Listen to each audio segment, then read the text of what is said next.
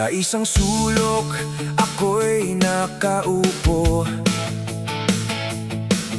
Iniisip ang ikot ng mundo. Sa tingin ko, lalong gumugulo. Dulot ng teknolohiya sa tao.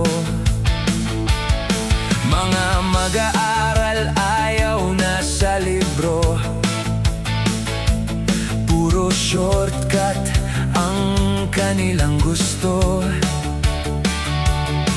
Umaasa na lang sa Google at telepono.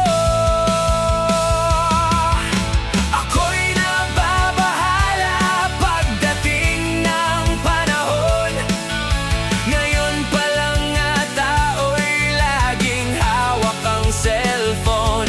Kahit oras na ng pagkain, doon pa rin nakatuon. Wag lang matitigil, di bale na sila'y magutom.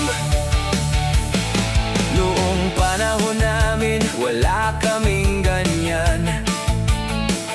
Pero mayaman naman kami sa paglinang.